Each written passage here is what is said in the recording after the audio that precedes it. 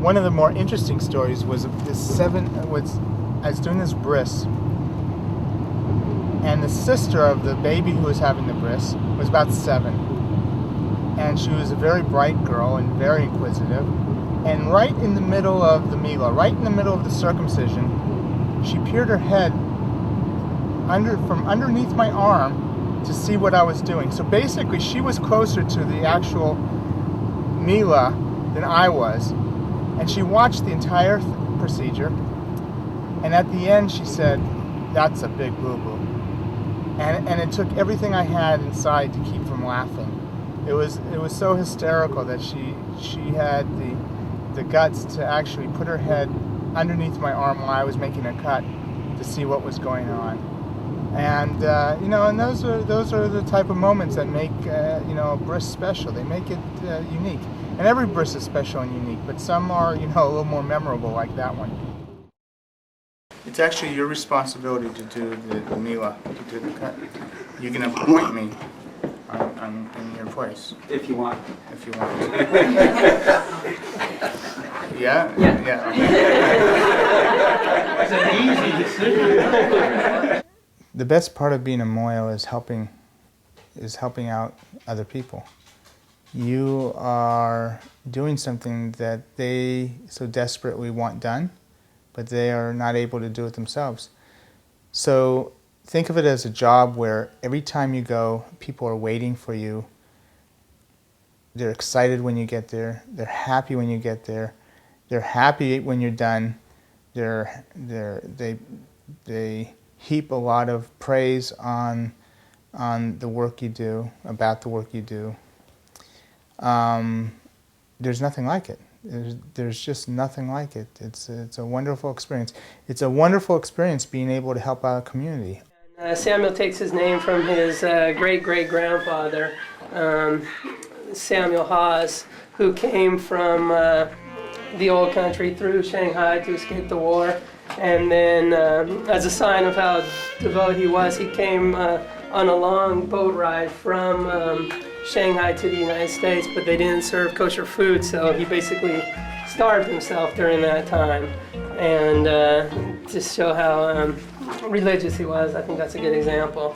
So Samuel will carry on the traditions that his great-great-grandfather has made of creating a new life, continuing the survival, and return to Israel where he is buried. Everything is happening at once, and you feel a different presence even at the moment of everything happening. It's almost as if the spiritual world comes into the current world, and we're connected at that moment.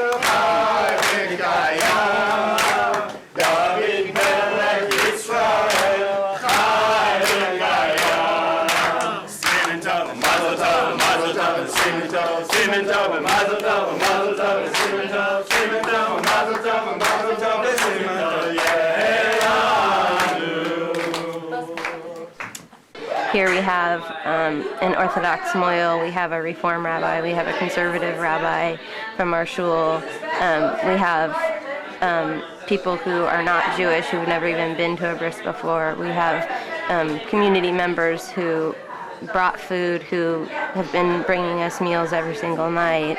And that to me is one of the most special feelings of all, that here we have not only our family support, but the support of our community far and wide. So I thought that was one of the most unique aspects of people in attendance at the bris. All right. Bye. Yeah.